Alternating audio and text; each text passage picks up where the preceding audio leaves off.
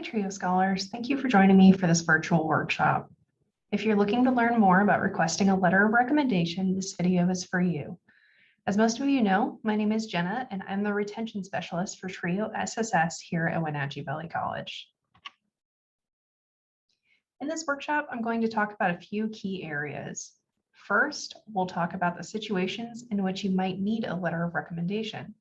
Next, we'll talk about who to ask when it Next, we'll talk about who to ask when it's time to request a letter. Then we'll go into some specifics of the ways to go about asking.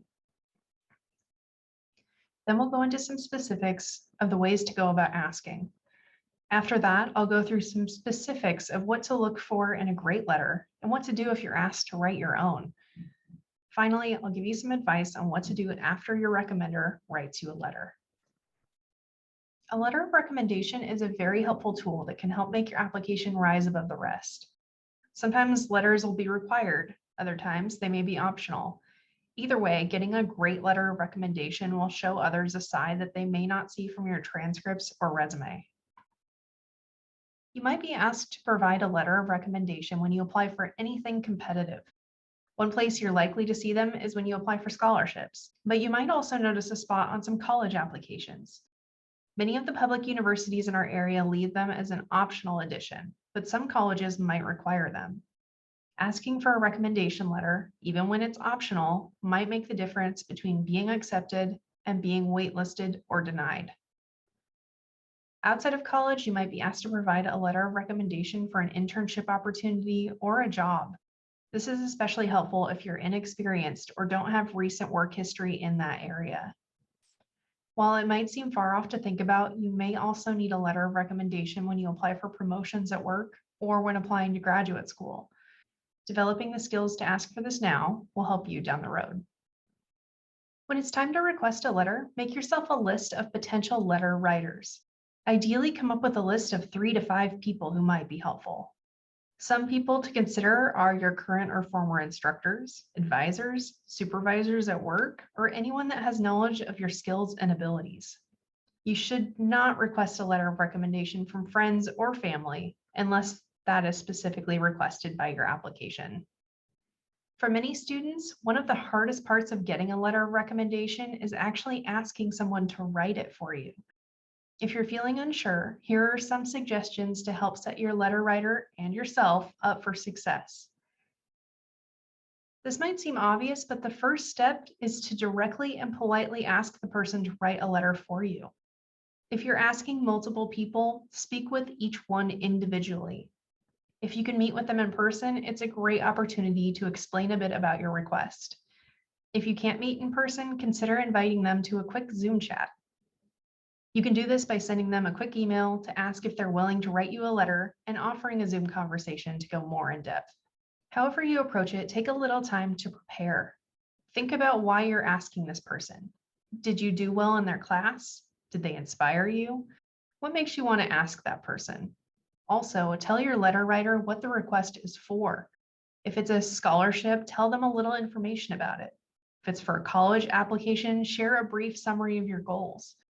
For example, you could say something like, I'm applying to the business program at WSU. As you might know, it's a highly competitive program, but I'm deeply passionate about marketing and have dreamed of attending WSU since I was young. Next, give them a lot of time when possible. If you can't give your letter writer at least 2 or 3 weeks, acknowledge this when you ask. If you've just heard about a scholarship, for example, let them know that you just learned about it and that you know it's a tight deadline. Emphasize that you understand it's a big ask for a short turnaround. Finally, whether you're able to give them a lot of notice or not, clearly state the deadline for your letter writer. Let them know the deadline for the application itself and/or when the letter of recommendation is due. Sometimes these are different. Here's a little tip for you. Whenever I ask for a letter of recommendation, I take a little time to put together a packet of information. It's a wonderful way to organize your request, present your recommender with everything they need, and to keep organized. These are some of the things that I include in my request packet. First, I'll include all of my notable information: name, student ID number, phone number, preferred email, and the deadline for the letter of recommendation to be submitted. Second, it's useful to include a brief paragraph that summarizes how the letter writer knows you. Did you take multiple classes from them? How long ago did you first meet them? Did you do any noteworthy projects? If it's a former supervisor, what did you do for them? Or what was one of your noteworthy strengths at work? This doesn't have to be a long list, but it gives your recommender tools to easily fall back on when writing your letter. Do the mental heavy lifting for them.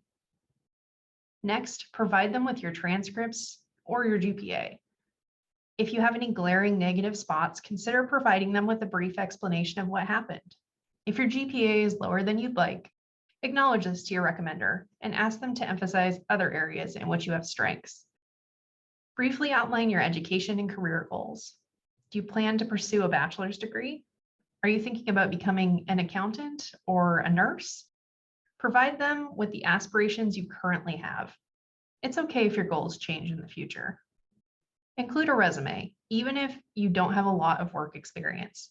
If you need help with this, check out my resume workshop video or check out our Career Center at WVC. Finally, include some information about the program, job, or scholarship for which you're applying. Give the letter writer some context so they can frame the letter for you. For example, if you're applying for a scholarship designed for first-generation college students, your letter writer might be able to acknowledge your first-generation status in their letter. After this video, you'll have an opportunity to view a worksheet that covers a lot of these points. Consider giving this worksheet or the information in it to anyone you ask for a letter of recommendation. So, wow, that sounds like a lot of work. And that's because it is. A great letter of recommendation takes a lot of effort from both you and the person who's writing your letter. Giving your letter writer the tools to advocate for you helps support them to write the best letter possible. If you want a good letter, invest some time and effort to make it happen. So maybe you've done all this work and spent a bunch of time working up the courage to ask someone to write you a letter of recommendation. You might be surprised, but it's fairly common for a recommender to ask you to write your own letter. Or you might be asking someone, like an employer, who doesn't have a lot of comfort or experience writing a recommendation letter. If this happens, don't panic. We'll go over some tips for writing a letter of recommendation in the next few minutes. A letter of recommendation doesn't have a rigid structure, but should follow general letter formatting rules.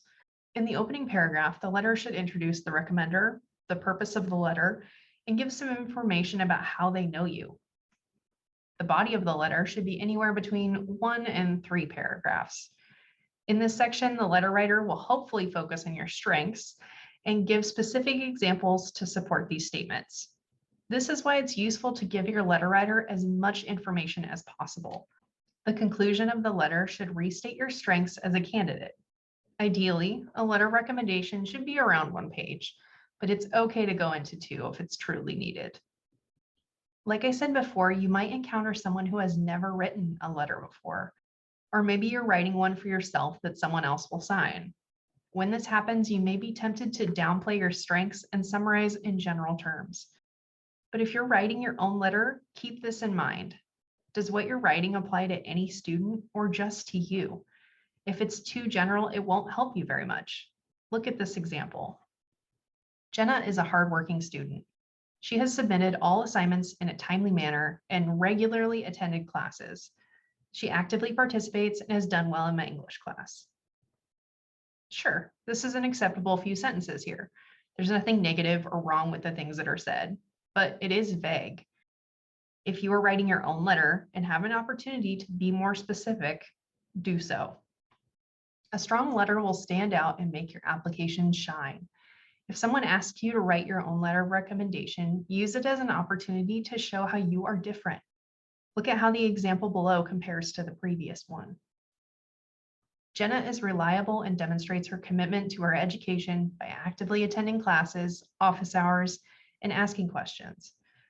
During the pandemic, we held classes over Zoom, a format that seemed to limit student engagement. Jenna was one of the few students I could always rely on to actively participate. In my introductory English class, English 101, Jenna showed tremendous growth. She took my grading feedback and used it as an opportunity to hone her writing skills. I was delighted to read her final essay in which she provided thoughtful and insightful perspectives about suicide ideation among young adults. This student is far more memorable than the previous. Finally, if you're asked to write your own letter, consider these tips. First, be honest. If you haven't had great attendance in the class, don't lie and say that you did, but also don't focus on the negatives. Instead of dwelling on negatives, think of ways to turn things into positives. Did you grow and change over time? That's a positive that you can emphasize.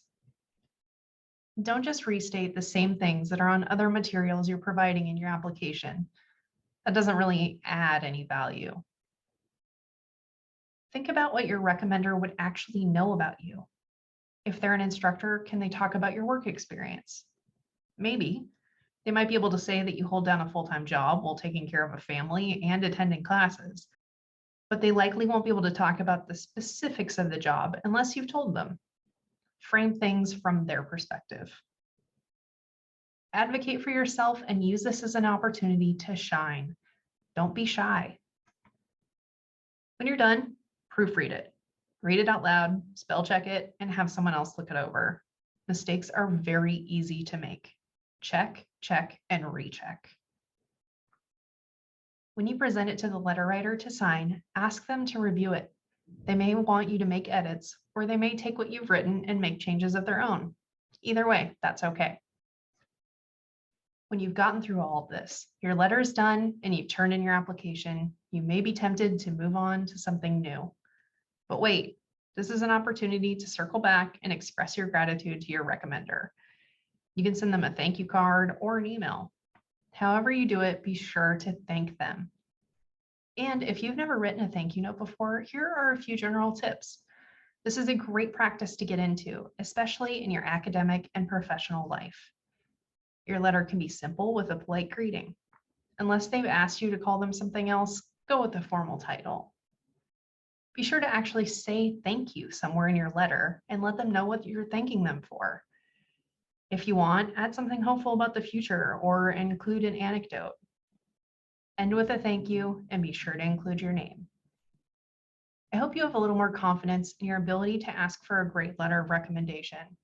To conclude this workshop, go to the next page and look over the worksheet that might help you with your next request.